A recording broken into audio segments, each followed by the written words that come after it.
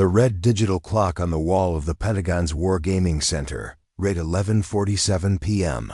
when Captain Elena Vasquez made the move that would change everything. Around her, 5 computer monitors displayed tactical maps of a simulated battlefield in Eastern Europe, each screen representing the perspective of a different enemy general.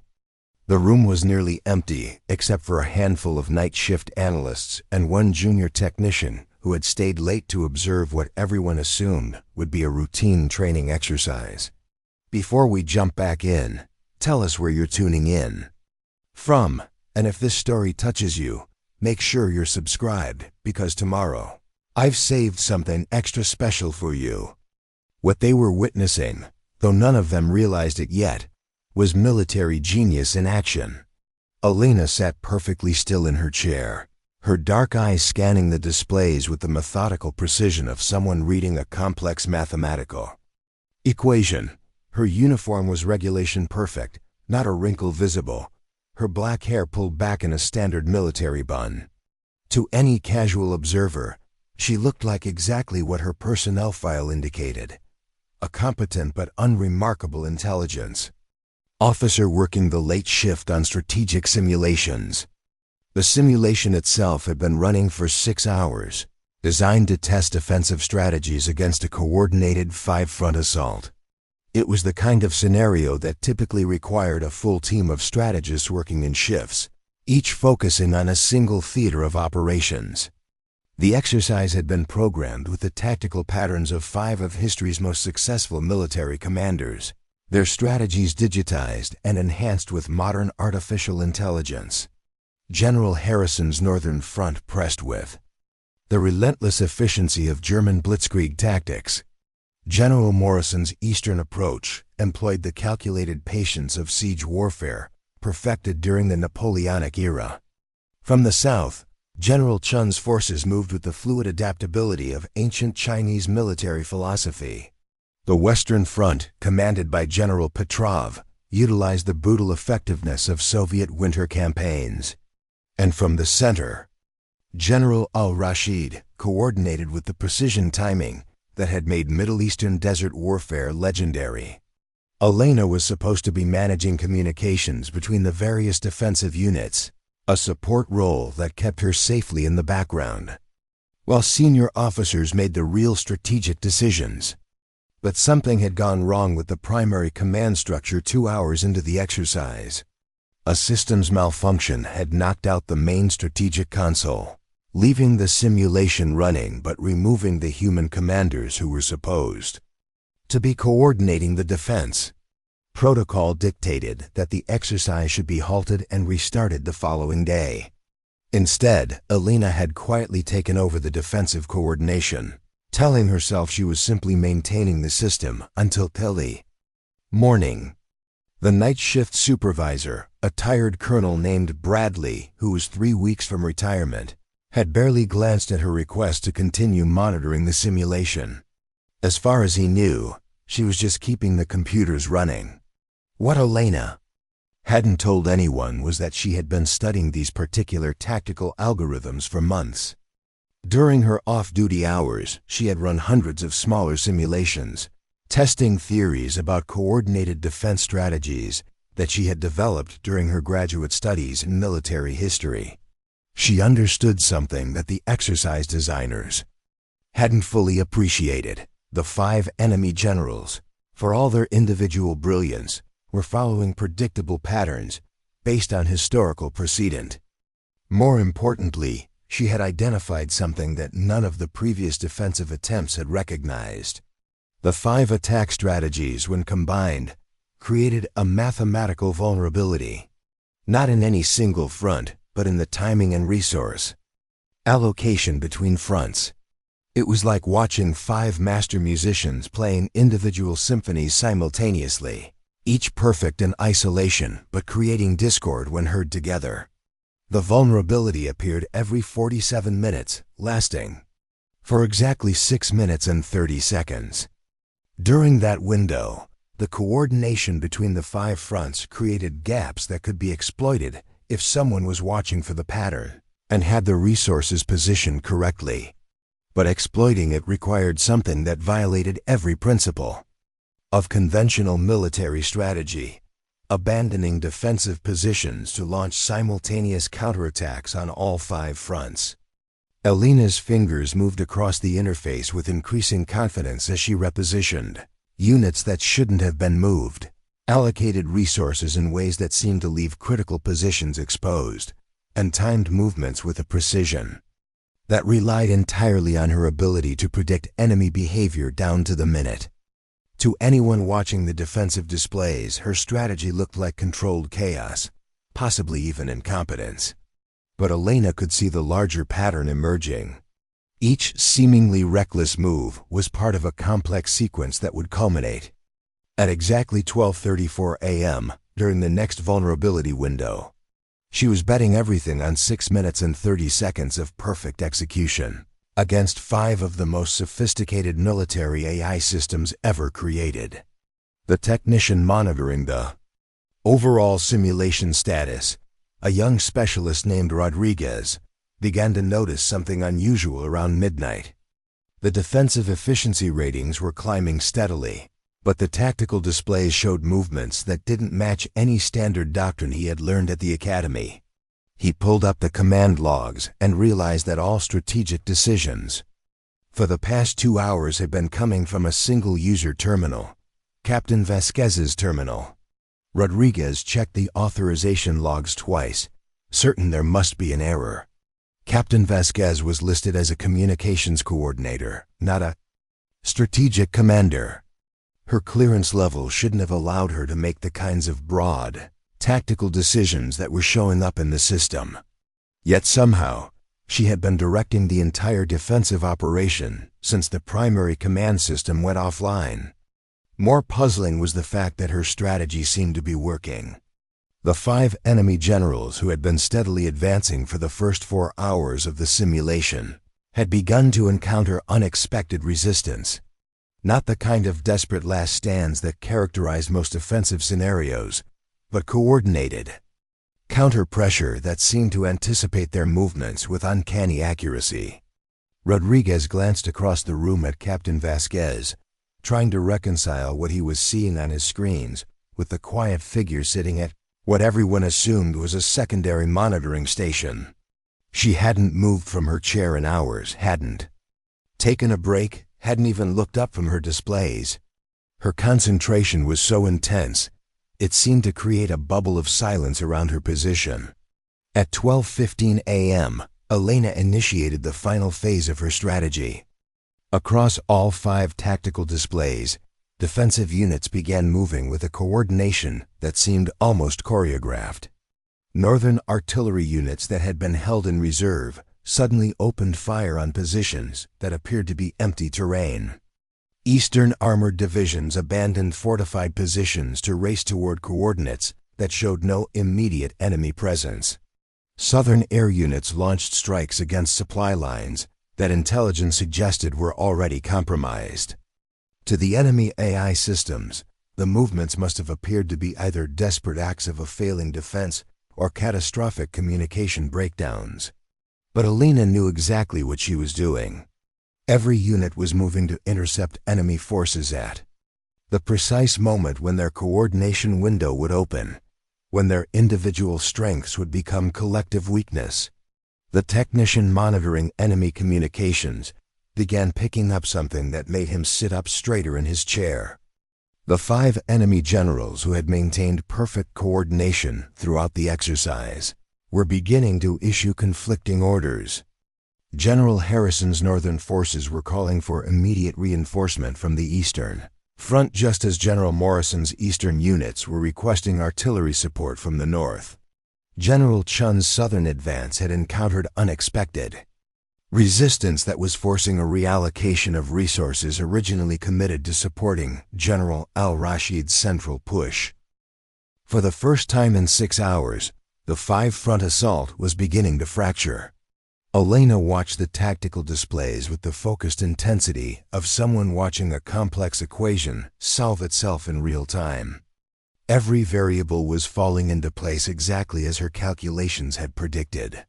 The vulnerability window opened at 12:34 a.m., and for 6 minutes and 30 seconds, 5 of history's greatest military minds found themselves outmaneuvered by a captain they had never heard of, using tactics they couldn't predict, exploiting weaknesses they didn't know they had.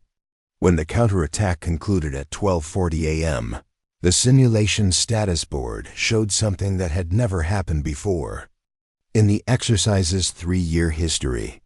Complete tactical victory for the defending forces. All 5 enemy generals had been simultaneously forced into defensive positions. Their coordinated assault not just stopped, but completely reversed. The room fell silent except for the humming of computer cooling systems and the distant sound of footsteps in Pentagon corridors that never truly slept. Rodriguez stared at his screen for a full 30 seconds before he trusted himself to speak. The numbers couldn't be right. In 3 years of running tactical simulations, he had never seen defensive efficiency ratings above 67%. The display in front of him showed 94% across all fronts, with enemy advance rates dropping to 0 and resource depletion at critical levels for all 5 attacking forces. He ran a diagnostic check on the simulation software, certain that a programming error had corrupted the results. But every system check came back green. The tactical algorithms were functioning perfectly. The AI decision-making processes were operating within normal parameters, and the communication network showed no latency or corruption issues. The impossible results were real. Captain Elena Vasquez finally leaned back in her chair, rolling her shoulders to relieve tension that had been building for hours. She glanced at the mission clock showing 12:42 a.m. and allowed herself a small smile of satisfaction. The strategy had worked exactly as her mathematical models had predicted, but seeing the theory play out in practice still felt like watching magic happen. She began initiating the standard post-exercise protocols, saving tactical logs, and preparing summary reports for the morning briefing that would analyze the simulation results. It was routine administrative work, the kind of detailed documentation that military bureaucracy demanded even for training exercises that no one expected to produce noteworthy outcomes. But as Elena worked through the data compilation, she began to realize that the results she had achieved would be impossible to explain without revealing the extent of her unauthorized involvement. The tactical logs clearly showed that all strategic decisions had originated from her terminal, using access credentials that technically didn't permit the kind of broad operational control she had exercised. More problematically, her strategy violated so many established military doctrines that any senior officer reviewing the results would immediately recognize that something unusual had occurred. Traditional defensive tactics emphasized concentrated force protection, strategic withdrawal to defensible positions, and coordinated response to individual threats. Elena's approach had done the opposite, dispersing forces across all fronts, abandoning fortified positions for mobile operations, and launching simultaneous attacks against multiple enemies. It was the kind of unconventional thinking that got junior officers noticed by senior command, but not always in positive ways. Rodriguez finally found his voice and called across the room to Colonel Bradley, who was reviewing routine communications intercepts at his supervisory station. "Sir, I think we have a problem with the tactical simulation." Bradley looked up from his paperwork with the weary expression of someone who had dealt with countless technical glitches during his career. "What kind of problem, specialist?"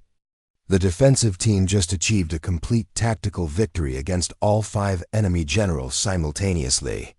The colonel's expression shifted from tired annoyance to sharp attention. "Run that by me again." Rodriguez gestured toward his displays. "The simulation that's been running since yesterday afternoon, sir. The 5-front assault scenario." According to the system logs, the defending forces not only stopped the coordinated attack, but forced all 5 enemy generals into simultaneous retreat.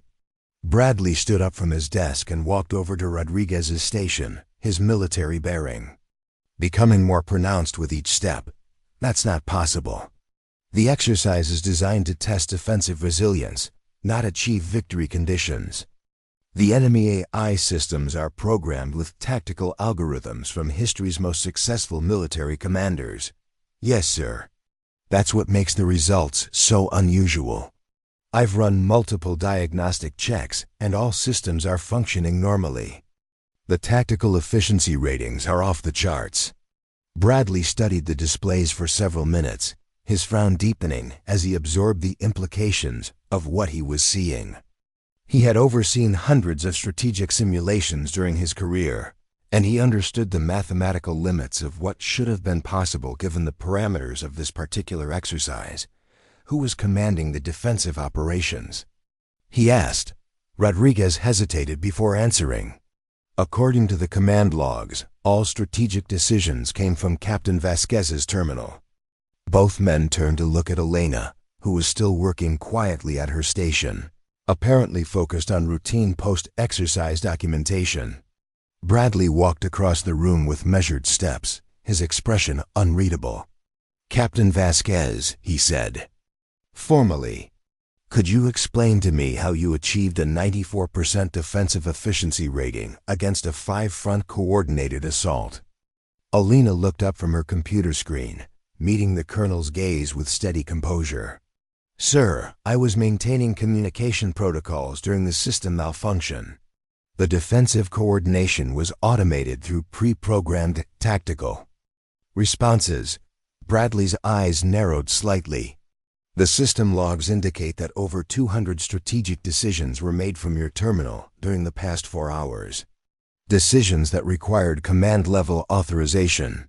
I was implementing contingency protocols to maintain exercise continuity, sir. The primary command system was offline." It wasn't technically a lie, but Elena knew it wasn't the complete truth either. She had indeed been following protocols, but protocols of her own design, based on theoretical models that existed nowhere in official military doctrine. Rodriguez spoke up from his monitoring station.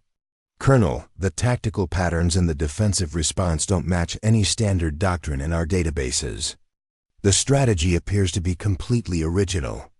Bradley studied Elena's face carefully, looking for signs of deception or uncertainty. What he saw instead was the calm confidence of someone who understood exactly what she had accomplished, and wasn't particularly surprised by the results. "Captain, in your assessment, could these results be replicated if the exercise were run again under similar conditions?" Elena considered the question carefully before answering. The tactical approach was based on mathematical analysis of coordination vulnerabilities in multi-front assault strategies.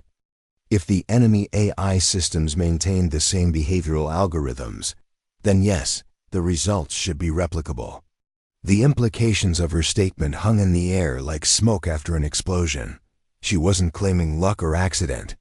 She was claiming reproducible tactical superiority based on analytical methods that no one else in the room understood.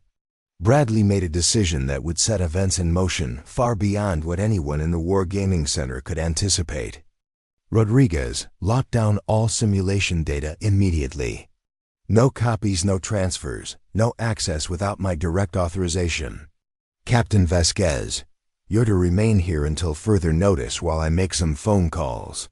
As the colonel walked toward his office, Elena returned to her computer screen, continuing her documentation work with the same methodical precision she had applied to outmaneuvering 5 enemy generals.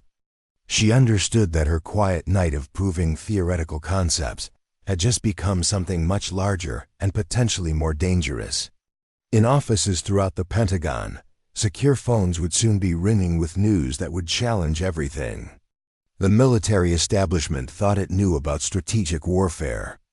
And at the center of the approaching storm sat a captain who had just demonstrated that sometimes the most revolutionary ideas came from the most unexpected sources. The clock on the wall read 1:15 a.m. when Elena saved her final report and prepared to face whatever consequences came from showing the world that conventional wisdom wasn't always wise enough. The secure phone in Colonel Bradley's office rang for less than 30 seconds before a crisp voice answered. General Morrison's office, Major Patterson speaking. Bradley straightened instinctively, despite being alone in his office.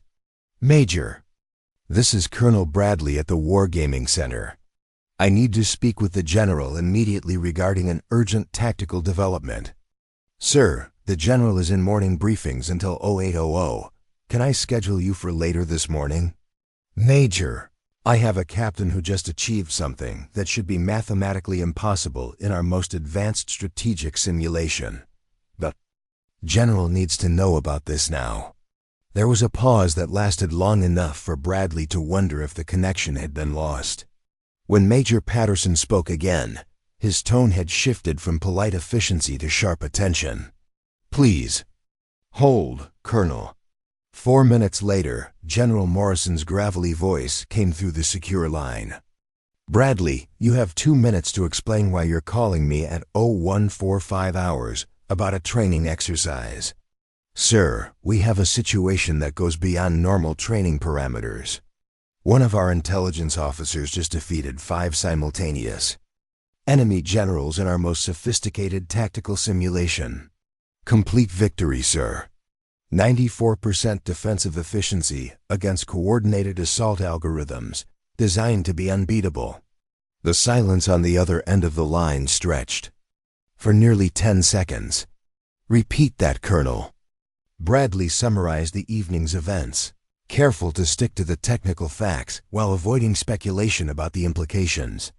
As he spoke, he could hear General Morrison's aide being summoned in the background, followed by the sound of rapid typing on a computer keyboard. Colonel, I'm looking at the simulation parameters now. The 5 enemy generals represent composite algorithms based on Alexander the Great, Napoleon Bonaparte, Erwin Rommel, Sun Tzu, and Khalid ibn al-Walid. These aren't training programs, they're historical tactical analysis systems designed to test our strategic doctrine against the most successful military minds in human history. Yes, sir. That's what makes Captain Vasquez's results so unusual. Captain Vasquez. Elena Vasquez, assigned to communications coordination. Bradley felt his stomach tighten. You know her, sir. I know her file. MIT graduate, dual doctorate in mathematics and military history. Turned down a direct commission as a major to enlist as an enlisted soldier. Worked her way up through intelligence analysis. Her psychological evaluation noted exceptional pattern recognition abilities and unconventional problem-solving approaches. Sir, her strategy doesn't match any doctrine in our databases. The tactical patterns appear to be completely original. General Morrison was quiet for a moment, and Bradley could hear papers shuffling in the background. Colonel, I want you to understand something. The simulation she just completed isn't actually a training exercise. It's a strategic assessment tool we use to evaluate our defensive capabilities against theoretical maximum threat scenarios. Preparing and narrating this story took us a lot of time, so if you are enjoying it, subscribe to our channel. It means a lot to us. Now back to the story. In 3 years of operation, no human commander has achieved better than 67% defensive efficiency. Sir, what are you saying? I'm saying that Captain Vasquez just solved a military problem that we've been working on for the better part of a decade. And she did it alone, in one night, using methods we don't understand. The general's voice carried a weight that Bradley recognized from his years of military service. It was the tone officers used when discussing classified matters that could affect national security. Colonel, secure all personnel in the Wargaming Center immediately. No one leaves, no one makes outside communications, no one accesses external networks. I'm sending a team to collect the simulation data and interview everyone who was present during the exercise. Yes, sir. Should I inform Captain Vasquez about the situation? You should inform Captain Vasquez that her career just changed. Dramatically, whether she realizes it or not. When Bradley emerged from his office 20 minutes later, the War Gaming Center had taken on the subdued atmosphere of a place where something significant had occurred. Rodriguez remained at his monitoring station, periodically checking the simulation data as if hoping the numbers would change to something more believable. Two other technicians who had arrived for the early morning shift stood quietly near the coffee station, sensing tension but uncertain about its source. Elena continued working at her computer terminal with the same methodical precision she had maintained throughout the night. She had finished her simulation reports and moved on to routine intelligence analysis tasks, appearing completely absorbed in mundane administrative work. To anyone who didn't know what had transpired, she looked like an officer fulfilling standard duty assignments. But Bradley now saw her differently. He noticed details that had previously escaped his attention. The way her eyes constantly scanned the room, even while focused on her computer screen. The precise economy of her movements. The fact that she seemed to process information faster than the display refresh rate of her monitors. These weren't the characteristics of a routine intelligence officer. They were the markers of someone whose mind operated on a different level entirely. Captain Vasquez, Bradley called across the room. Could you join me for a moment? Elena saved her work and walked over to the colonel's position near the main tactical displays. Her posture remained relaxed, but Bradley noticed that she positioned herself with clear sight lines to all exits from the room. It was a subtle detail, the kind of automatic positioning that came from advanced training or highly developed survival instincts. Sir, is there something specific you need regarding the simulation analysis? Bradley studied her face carefully, looking for any sign of nervousness or uncertainty. What he saw instead was calm professionalism with an undercurrent of alertness that suggested she understood more about the situation than she was revealing. Captain, General Morrison is sending a team to review the simulation results. They'll want to discuss your tactical methodology in detail. I understand, sir. I've prepared comprehensive documentation of all strategic decisions made during the exercise. Captain, what you accomplished tonight goes far beyond normal simulation. Parameters. The tactical algorithms you defeated represent some of the most sophisticated military analysis systems ever developed. Do you understand the significance of that? Elena met his gaze steadily. I understand that the simulation produced unusual results, sir. But the enemy algorithms, however sophisticated, were still operating within predictable mathematical frameworks. Pattern recognition and resource optimization analysis made it possible to identify vulnerabilities in their coordination protocols. Bradley felt a chill as the implications of her statement sank in. She wasn't describing luck or intuition. She was describing a systematic analytical approach that treated legendary military commanders as mathematical problems to be solved through computational analysis. Captain, are you saying that you could replicate these results against human commanders using similar tactical principles? For the first time since he had known her, Elena hesitated before answering. The pause lasted only a few seconds, but Bradley recognized it as the moment when theoretical concepts collided with practical realities. Sir, human commanders would present different variables than AI algorithms. Psychological factors, unpredictable. Decision-making, emotional responses under pressure. The mathematical models would need significant adjustment to account for human behavioral patterns. But it would be possible? Theoretically, yes. Human tactical decision-making follows patterns that can be analyzed and predicted with sufficient data and computational resources. Bradley realized he was listening to someone describe human warfare as a mathematical equation that could be solved through analytical methods. It was simultaneously fascinating and terrifying to consider the implications of such an approach applied to real military conflicts. The sound of footsteps in the corridor outside interrupted their conversation. Multiple sets of boots moving with military precision, accompanied by the electronic chirping of secure communication devices. Bradley recognized the sounds of a high-priority response team arriving at the facility.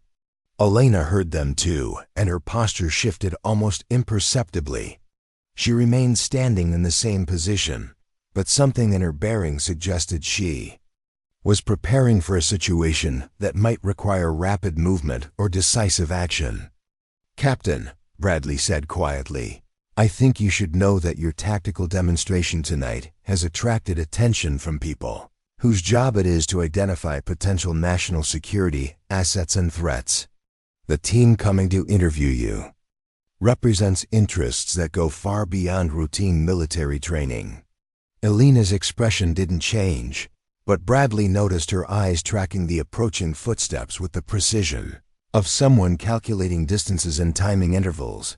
"Sir, are you saying that I'm being considered a security threat?" "I'm saying that what you did tonight suggests capabilities that certain people in the national security apparatus will want to understand very thoroughly. Whether that's good or bad for you personally remains to be seen." The footsteps in the corridor stopped directly outside the War Gaming Center's main entrance. Bradley could hear low voices discussing access protocols and clearance verification. Whatever was about to happen, it involved people with authority levels that exceeded normal Pentagon operations. Elena straightened slightly, assuming the formal military bearing appropriate for meeting senior officers. But Bradley noticed that she also shifted her weight in a way that would allow her to move quickly in any direction, if circumstances required it. The door opened to admit 3 figures in military uniforms that carried no unit designations or identifying marks. The lead officer, a woman with colonel's eagles and the bearing of someone accustomed to command authority, surveyed the room with calculating eyes before focusing on Elena. "Captain Vasquez, I'm Colonel Harrison with the Strategic Assessment Division. We need to discuss your tactical methodology from tonight's simulation exercise." Elena came to attention automatically. "Yes, ma'am." "Captain, what you accomplished tonight has implications that extend far beyond training scenarios. We need to understand exactly how you achieved those results, and more importantly, whether your methods could be applied to active operational planning." Bradley watched the exchange with growing unease. The Strategic Assessment Division wasn't a normal Pentagon unit. It was the kind of organization that existed in the gray areas between official military doctrine and classified research programs. The fact that they had responded so quickly to the simulation results suggested that Elena's tactical demonstration had triggered alerts in systems that monitored for exactly the kind of strategic breakthrough she had achieved. Elena maintained her military bearing, but Bradley could see her processing the implications of the situation with the same analytical precision she had applied to defeating the enemy generals. Whatever came next, he realized, would determine whether her mathematical approach to warfare would be viewed as a revolutionary asset or a dangerous capability that needed to be controlled. The colonel from Strategic Assessment gestured toward a briefing room adjacent to the main operations area. "Captain, we have some questions that require a more private setting." "Colonel Bradley, thank you for your cooperation. Your personnel will remain here until we complete our assessment." As Elena followed the assessment team toward the briefing room, Bradley noticed that the other 2 officers positioned themselves to flank her movement. It wasn't quite an arrest, but it wasn't a voluntary consultation either. Whatever Elena had unleashed by solving an impossible tactical problem, it had attracted the attention of people who operated in the shadows of national security. The door closed behind them with a soft click that seemed to echo with finality, leaving Bradley alone with his technicians and the growing realization that the quiet intelligence officer who had worked the night shift had just changed the landscape of modern military strategy in ways that no one could yet fully comprehend. The briefing room felt smaller than its actual dimensions suggested. with soundproof walls that seemed to absorb not just noise but also the weight of whatever conversations took place within them. Elena sat at a metal table that had been polished to mirror brightness, facing Colonel Harrison and her two associates. The overhead lighting cast sharp shadows that made everyone's expressions appear more severe than they might have been under normal circumstances. Colonel Harrison opened a thick folder containing documents that Elena couldn't read from her position, but the official seals and classification markings were clearly visible along the edges of each page. The methodical way Harrison arranged the papers suggested someone preparing for an interrogation rather than a debriefing. Captain Vasquez, your personnel file indicates advanced degrees in mathematics and military history, but no formal training in strategic command or tactical operations. Yet tonight you demonstrated strategic capabilities that our most experienced commanders haven't been able to achieve. I need you to explain how that's possible. Elena maintained her professional bearing while internally calculating the implications of the question. The way it was phrased suggested they suspected her of having training or knowledge that wasn't reflected in her official record. It was the kind of question that intelligence officers asked when they believed someone was operating under false credentials. Ma'am, the simulation exercise involved pattern recognition and mathematical analysis applied to tactical scenarios. My academic background provided the analytical tools necessary to identify vulnerabilities in the enemy coordination algorithms. The man sitting to Harrison's left, who had introduced himself only as Agent Porter, leaned forward slightly. Captain, the enemy algorithms you defeated tonight represent tactical analysis systems that have been tested against our best strategic minds for 3 years. Are you claiming that mathematical analysis alone allowed you to outperform officers with decades of combat experience? Elena recognized the challenge implicit in the question. They wanted her to either admit to capabilities beyond what her record indicated, or to diminish her achievement in a way that would make it seem less significant than it actually was. Sir, I'm claiming that the algorithms followed predictable patterns that could be identified and exploited through systematic analysis. Experience and intuition are valuable in military command, but they're not always sufficient against opponents who operate according to mathematical principles. Harrison exchanged a glance with her associates before continuing. Captain, we've been monitoring communications intercepts that suggest foreign intelligence services have been actively recruiting individuals with your specific combination of mathematical and military expertise. Have you been contacted by any non-U.S. entities regarding your academic or professional capabilities? The question hit Elena like cold water. They weren't just questioning her methods. They were questioning her loyalty. The implication was that her tactical demonstration might have been the result of foreign training or influence rather than individual brilliance. Elena felt her analytical mind shifting into a different mode, one focused on survival rather than academic problem-solving. She understood that this interview had moved beyond professional assessment into the realm of national security investigation. Every answer she gave would be scrutinized not just for technical accuracy, but for signs of deception or divided loyalty. Ma'am, I have had no contact with foreign entities regarding my military service or academic background. My tactical approach tonight was based entirely on theoretical models I developed during my graduate studies at MIT, using publicly available historical data and mathematical principles. Agent Porter consulted a tablet before asking his next question. Captain, during your time at MIT, you published several papers on game theory applications to military strategy. One of those papers, Coordination Vulnerabilities in Multi-Actor Conflict Scenarios, includes theoretical frameworks that closely match the tactical approach you used tonight. Were those papers reviewed by anyone outside the academic community?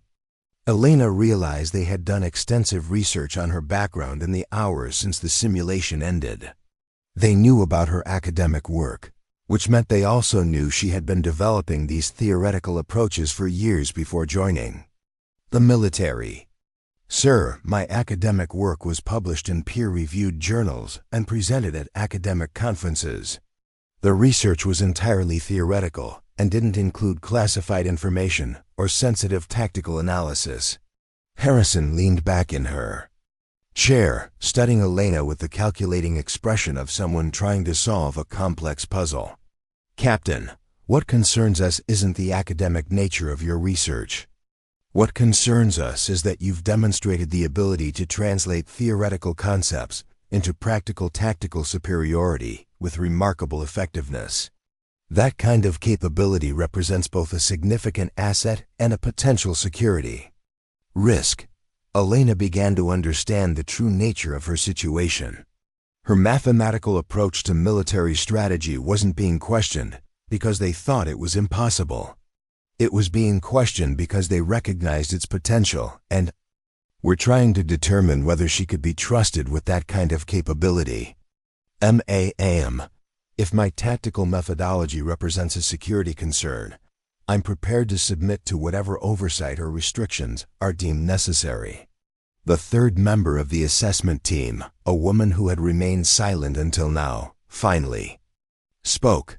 Captain, we're not here to restrict your capabilities. We're here to understand them well enough to determine how they can best serve national security interests. But that requires complete transparency about your methods and motivations. Elena sensed a shift in the interview's direction. They were moving from suspicion toward recruitment, which presented both opportunities and dangers she needed to navigate carefully. Ma'am, I'm prepared to provide complete documentation of my analytical methodology and to demonstrate its application under controlled conditions. Harrison consulted her folder again before asking the question that Elena realized was the real purpose of the entire interview. Captain, based on your tactical analysis from tonight's simulation, how would you assess current U.S. strategic doctrine against coordinated threats from multiple near-peer adversaries? Elena understood that her answer to this question would determine whether she was viewed as an asset to be utilized or a problem to be contained. They were asking her to apply her analytical methods to real-world strategic challenges that affected national security. Ma'am, current doctrine emphasizes sequential threat response and resource concentration against individual adversaries. Against coordinated multi-front challenges, that approach creates the same kind of coordination vulnerabilities I exploited in tonight's simulation. Our strategic framework assumes we can address threats individually rather than as part of coordinated systems. Agent Porter looked up from his tablet with sharp attention. Are you saying that our current strategic approach would be vulnerable to the same kind of mathematical analysis you used against the simulation? Elena realized she had reached the point where complete honesty was both necessary and dangerous. Sir, any strategic framework based on predictable patterns can be analyzed and exploited by adversaries with sufficient analytical capabilities. The question isn't whether our doctrine has vulnerabilities, but whether we're identifying and addressing those vulnerabilities faster than potential enemies can exploit them. Harrison closed her folder and leaned forward with the intensity of someone who had found what she was looking for. Captain, what would you need to conduct a comprehensive analysis of current U.S. strategic vulnerabilities and develop countermeasures against mathematical tactical analysis by hostile forces? Elena felt her career trajectory shifting in real time. They weren't questioning her loyalty or restricting her capabilities. They were offering her the opportunity to apply her methods to the highest levels of national defense strategy. Ma'am, I would need access to classified strategic planning documents, current threat assessments from all major theater commands, and computational resources capable of processing complex multivariable tactical scenarios. I would also need a team of analysts with mathematical backgrounds who could assist with data processing and verification. The three assessment officers exchanged glances that suggested they had reached a consensus about something that had been discussed before Elena entered the room. Harrison stood up. and Elena automatically came to attention. Captain Vasquez. Effective immediately. You're being transferred to a special projects division that reports directly to the Joint Chiefs of Staff. Your new assignment will involve developing strategic analysis capabilities that integrate mathematical modeling with traditional military planning. Your clearance level is being upgraded to accommodate access to the most sensitive strategic planning documents in the Defense Department. Elena felt a mixture of excitement and apprehension as the implications of the assignment became clear. Ma'am, what specific objectives will the Special Projects Division be pursuing? Captain, 3 months ago, intelligence services identified patterns suggesting that several foreign powers have been developing coordination strategies specifically designed to exploit perceived weaknesses in U.S. strategic doctrine. Your tactical demonstration tonight proved that mathematical analysis can identify vulnerabilities that traditional strategic thinking might miss. We need you to identify our weaknesses before our enemies do, and develop countermeasures that can prevent the kind of coordinated assault you simulated tonight. Agent Porter added, Captain, you'll also be tasked with developing training programs that can teach other strategic analysts to apply mathematical approaches to tactical planning. We need to institutionalize your methodology so that it becomes part of our standard strategic capabilities rather than depending on individual expertise. Elena realized that her quiet night of testing theoretical concepts had evolved into a career assignment that would place her at the center of national defense planning. The mathematical models she had developed as academic exercises would now be applied to protecting American interests against real threats from sophisticated adversaries. Ma'am, I accept the assignment and understand the responsibilities involved. Harrison smiled for the first time since entering the room. Captain, you should also understand that your tactical demonstration tonight has been classified at the highest levels. The methodology you developed represents a significant strategic advantage, and maintaining that advantage requires that potential adversaries remain unaware of our analytical capabilities. As the interview concluded, Elena reflected on the chain of events that had brought her to this moment.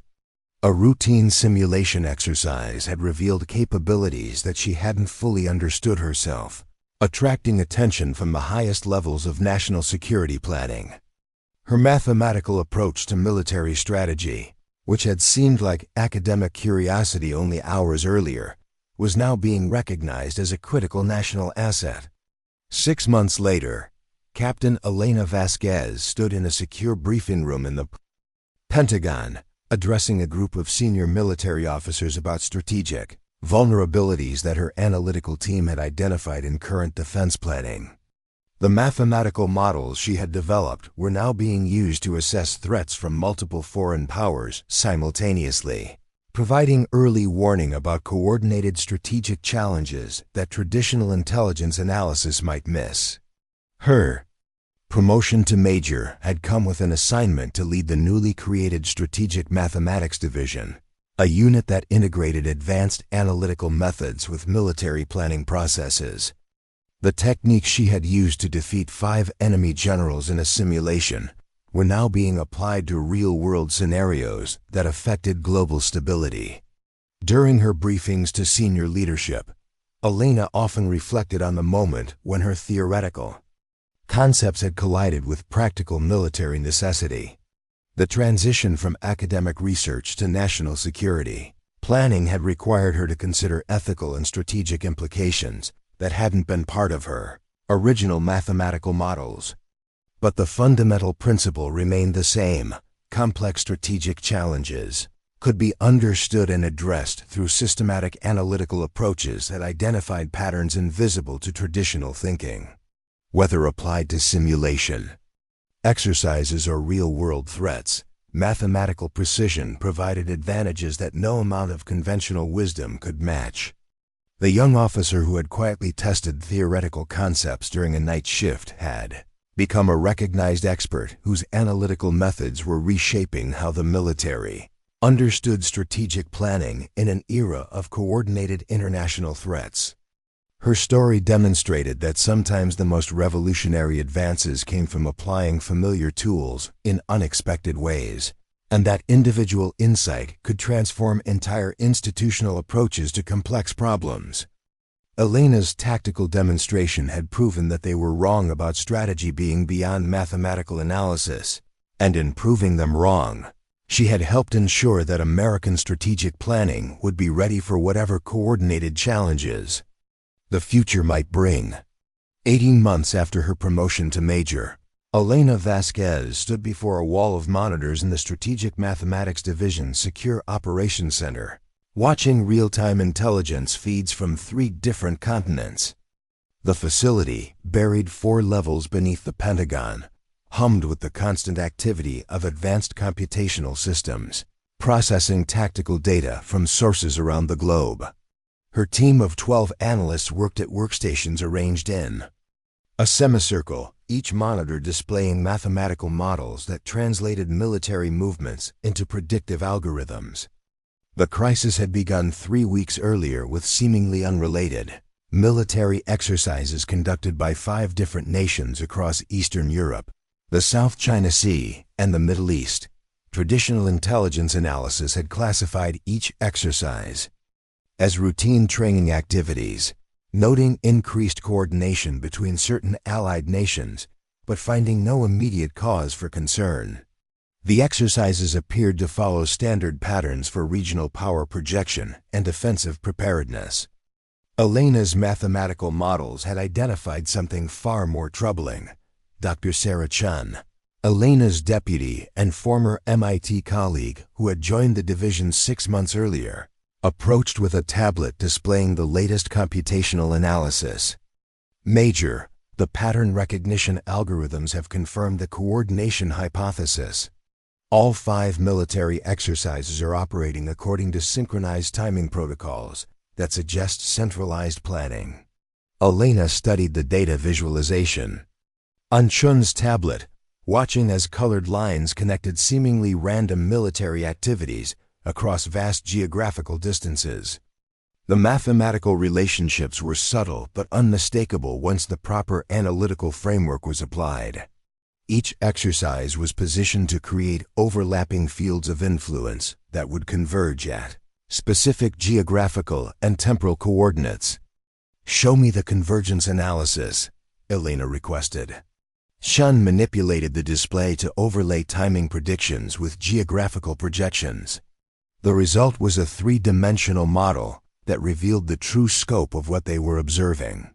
The 5 separate military exercises were actually components of a single, massive coordinated operation designed to achieve simultaneous strategic objectives across multiple theaters. The convergence point occurs in 72 hours, Chun explained. Based on current movement patterns and resource allocation, all 5 forces will reach optimal positioning for coordinated action at approximately 1400 hours Eastern Standard Time on Thursday. Elena felt the familiar sensation of mathematical certainty that she had experienced during her first tactical simulation.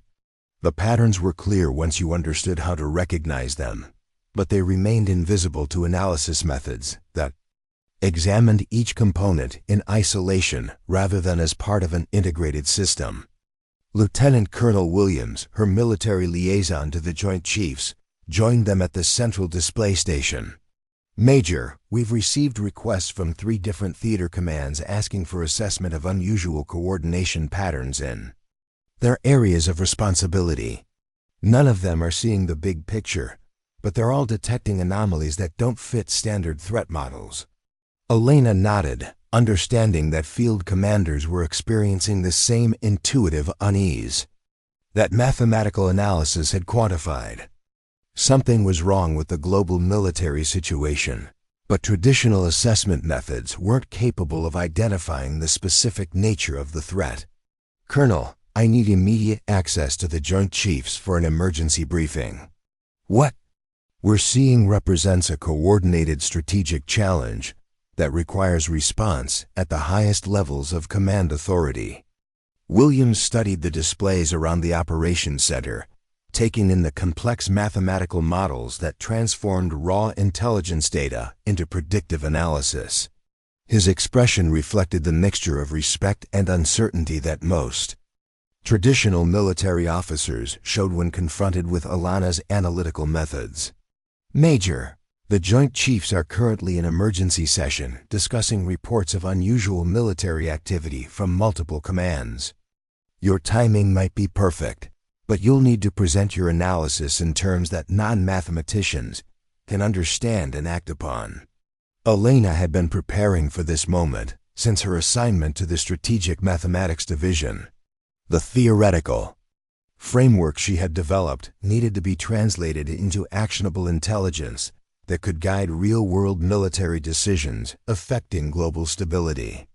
Dr. Chun, prepare the comprehensive briefing package.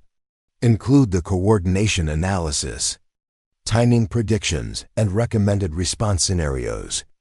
Colonel Williams, I'll need secure transportation to the Joint Chiefs conference room within the hour. As her team prepared the briefing materials, Elena reflected on the magnitude of what they had discovered. The mathematical models indicated that 5 nations with historically limited cooperation had somehow developed a coordination mechanism sophisticated enough to synchronize complex military operations across 3 continents. The level of planning and communication required suggested either unprecedented diplomatic coordination or centralized command authority that transcended national boundaries. Neither possibility was reassuring from a U.S. strategic perspective. The secure elevator that carried Elena to the Joint Chiefs conference level moved silently through the Pentagon's most restricted areas. She carried a briefcase containing mathematical analysis that could potentially reshape global military relationships, depending on how accurately her models predicted actual enemy intentions. The conference room she entered was larger than any space she had previously accessed in the Pentagon, with walls lined by secure communication equipment and displays showing real-time intelligence from military commands worldwide. The 5 members of the Joint Chiefs sat around a polished table that reflected the soft glow of classified information displays. General Patricia Hayes, whom Elena recognized from media coverage but had never met personally, gestured toward a chair at the head of the table. Major Vasquez, we understand you have analysis regarding the current global military situation that requires our immediate attention. Elena placed her briefcase on the table and activated the secure tablet that would display her mathematical models on the room's main presentation screen.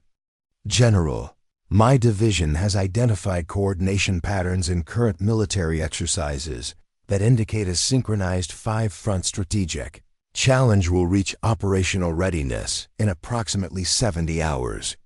Admiral Jackson, Chief of Naval Operations, leaned forward with sharp attention. Major, are you telling us that 5 separate nations are coordinating military action against U.S. interests? Sir, the mathematical analysis indicates that 5 military operations, currently classified as training exercises, are actually components of a single, coordinated strategy designed to achieve simultaneous strategic objectives across multiple theaters. The level of coordination required suggests either unprecedented cooperation between traditionally independent nations or centralized command authority directing all 5 operations.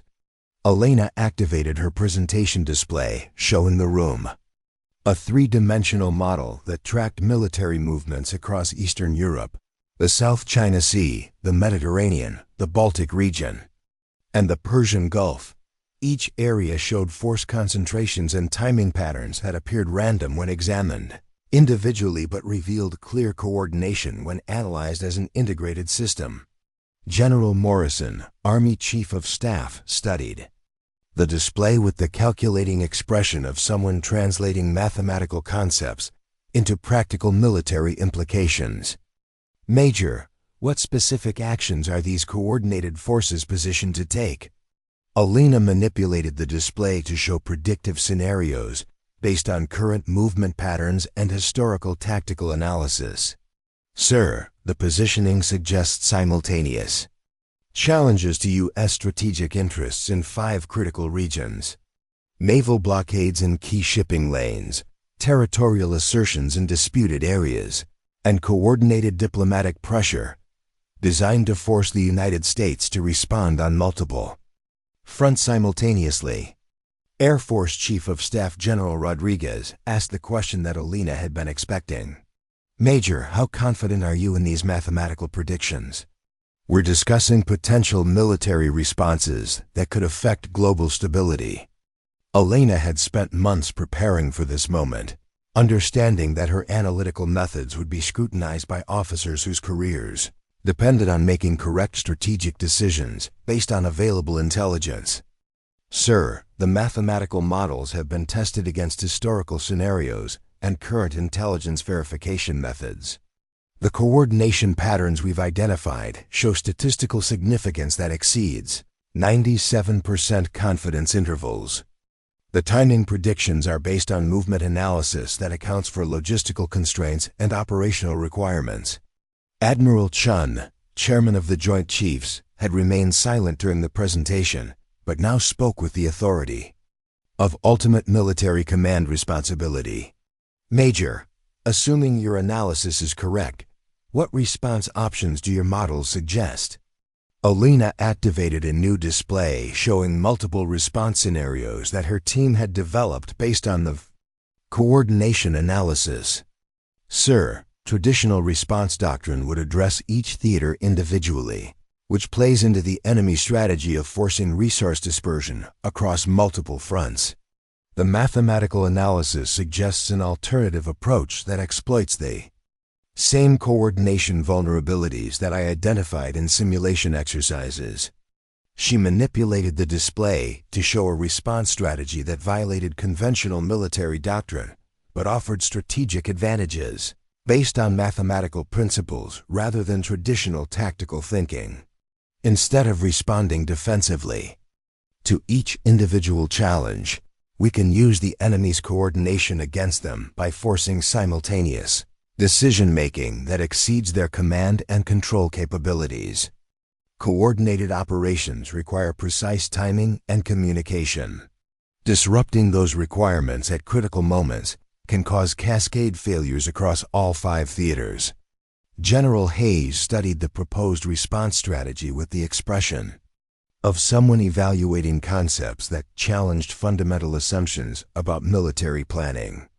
"Major, you're suggesting that we initiate coordinated counter-operations designed to overload enemy decision-making processes rather than simply defending against individual attacks." "Yes, ma'am. The enemy strategy depends on forcing us to respond reactively to multiple simultaneous challenges.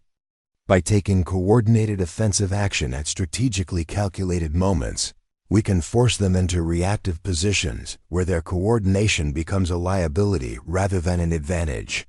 Admiral Jackson asked the practical question that would determine whether Elena's theoretical concepts could be implemented as actual military operations. "Major, what specific resources and timing would be required to execute this counter-coordination strategy?" Elena had anticipated this question and prepared detailed operational requirements based on current military capabilities and positioning. "Sir, the strategy requires simultaneous naval operations in 3 theaters, coordinated air operations across 4 time zones, and diplomatic initiatives timed to coincide with military actions. The critical factor is precision timing that allows all components to achieve maximum effect during the enemy's coordination vulnerability windows." The room fell silent as the Joint Chiefs processed the implications of Elena's proposal. She was asking them to authorize military operations based on mathematical analysis rather than traditional strategic planning, using methods that most of the military establishment didn't fully understand. General Morrison broke the silence. "Major, the coordination strategy you've described requires a level of inter-service cooperation and timing precision that we've never attempted in peacetime operations. Are you confident that our command and control systems can achieve the coordination accuracy your models require?" Elena realized that her response to this question would determine whether her mathematical approach to military strategy would be trusted with real-world implementation that could affect global stability. Sir, our command and control capabilities are superior to those of any potential enemy coalition. The coordination vulnerabilities that my models exploit in enemy operations can be avoided in our own operations through the same mathematical analysis that identified them. We have the technological and organizational advantages necessary to execute coordinated operations more effectively than our opponents can counter them. Admiral Chun stood and walked to the main display, studying Elena's mathematical models with the focused attention of someone making decisions that would affect national security. Major, I want you to understand the magnitude of what you're proposing. If we authorize coordinated military operations based on your mathematical analysis, and those operations fail to achieve their intended results, the consequences could include global military conflict. Elena met his gaze steadily, drawing on the same analytical certainty that had guided her through every challenge since her first tactical simulation. Sir, if we don't respond to the coordinated threat that my analysis has identified, the consequences of reactive defensive operations will be far more severe than the risks of proactive coordinated counter-operations. General Hayes consulted her secure communication device before addressing Elena again. Major, field commanders in all 5 theaters have now reported anomalies consistent with your coordination analysis. The patterns you've identified mathematically are being confirmed through traditional intelligence gathering and field observation. Elena felt a mixture of vindication and responsibility as real-world events confirmed her mathematical predictions. The theoretical models were proving accurate, but that accuracy meant that the threat they had identified was genuine and immediate. Ma'am, that confirmation means we have approximately 68 hours to implement coordinated counter-operations before the enemy reaches optimal positioning for simultaneous action across all theaters. Admiral Chun returned to his seat and addressed the other Joint Chiefs with the formal tone used for making command decisions that would be recorded in official military history. Based on Major Vasquez's analysis and field confirmation of her predictions, I'm authorizing implementation of coordinated counter-operations designed to disrupt enemy coordination capabilities before they achieve operational readiness. Elena realized that her mathematical approach to military strategy was about to be tested on a scale that would either validate her theories completely or demonstrate their limitations in ways that could affect global stability. General Rodriguez asked the operational question that would determine how Elena's theoretical concepts would be translated into actual military actions. Major, what role will the Strategic Mathematics Division play in coordinating these operations? Elena had prepared for this moment, understanding that her analytical methods would need to provide real-time operational support rather than simply theoretical planning assistance. Sir, my division will provide continuous mathematical analysis of enemy coordination patterns and our own operational efficiency. We'll monitor timing precision, resource allocation effectiveness, and coordination vulnerability exploitation in real time.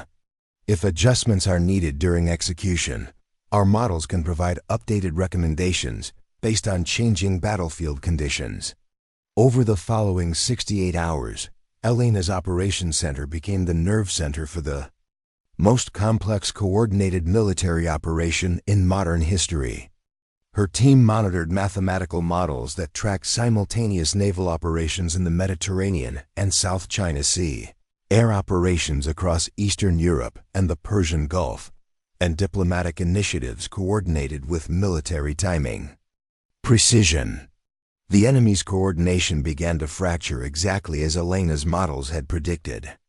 Simultaneous challenges to their planning assumptions in multiple theaters created decision-making bottlenecks that cascaded through their command structures. Forces that had been positioned for coordinated offensive operations found themselves responding reactively to unexpected challenges that required resource reallocation and timing adjustments that disrupted their overall strategy. Dr. Chun monitored real-time data feeds that confirmed the mathematical predictions with startling accuracy. Major enemy coordination efficiency has dropped to 43% across all theaters. Their operational timeline has been disrupted beyond recovery parameters. Elena watched the displays showing global military positions and understood that her mathematical approach to strategy had achieved something that traditional military planning might not have accomplished.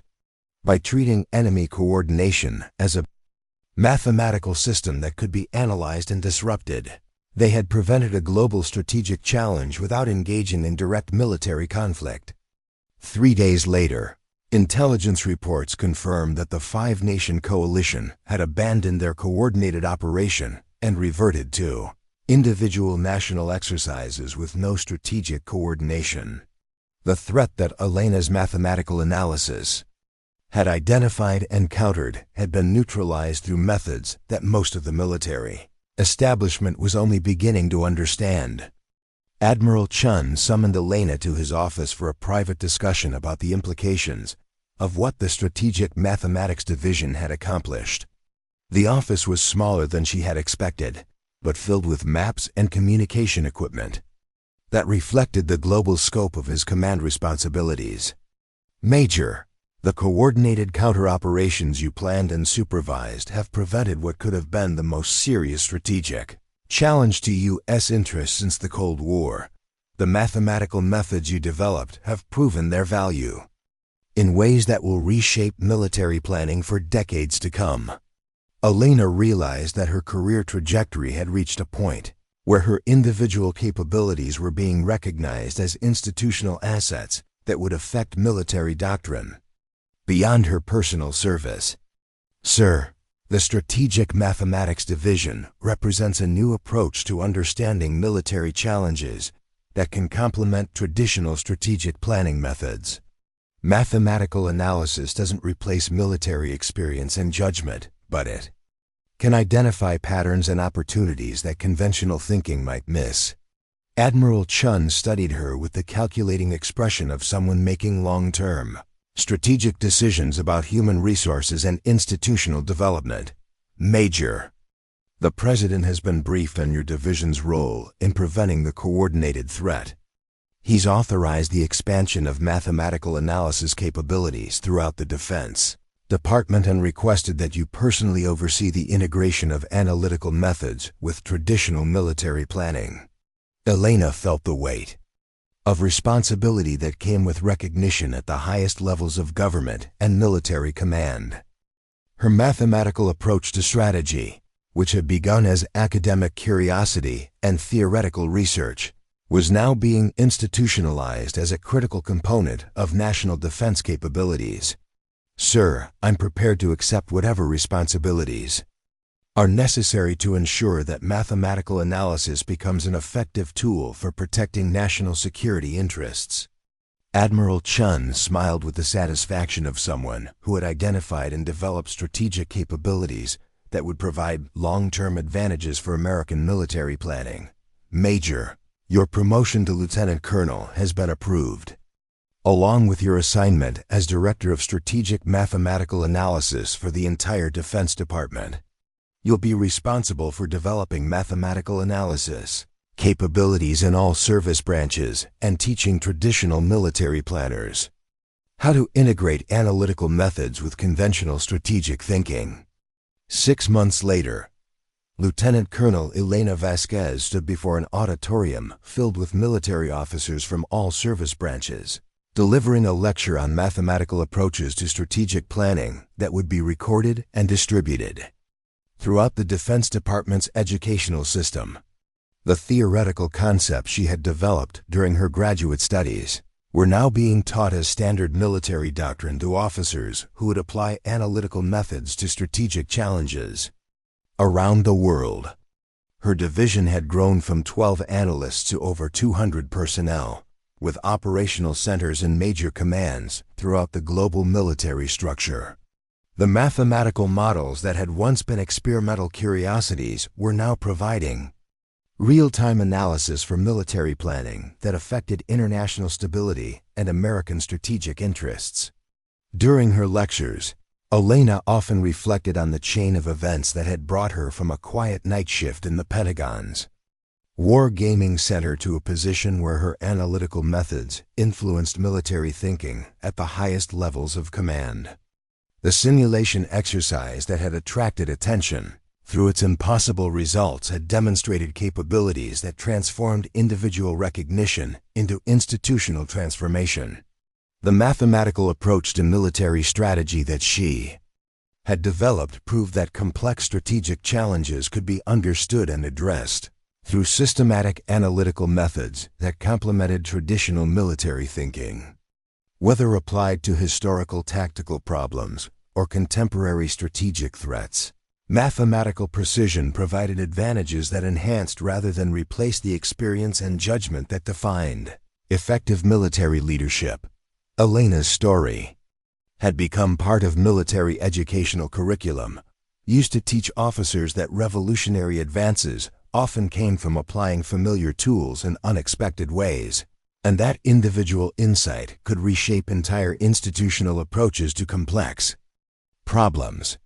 Her tactical demonstration during a routine simulation had proven that conventional assumptions about strategic thinking were limited by imagination rather than mathematical reality. The officer who had quietly tested theoretical concepts during a night shift had become a recognized leader, whose analytical methods were shaping how the military understood strategic planning in an era of increasingly complex international challenges. Her mathematical approach had demonstrated that strategy could indeed be understood through systematic analysis, and that understanding provided advantages that no amount of conventional wisdom could match. The young captain who had been told she could never understand strategy had not only mastered strategic thinking but had revolutionized it, proving that the most profound military insights often came from minds that approached ancient problems with entirely new analytical frameworks.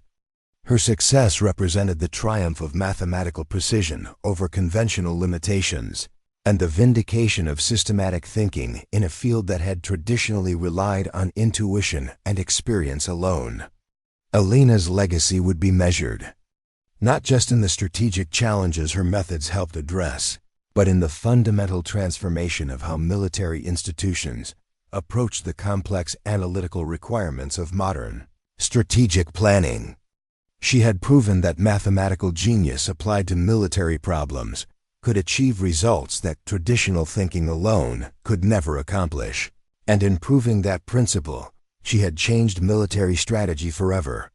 The woman who had once sat quietly at a monitoring station, watching tactical displays that others considered routine, had become the architect of analytical methods that protected national interests and international stability through the power of mathematical understanding applied to the ancient art of strategic warfare.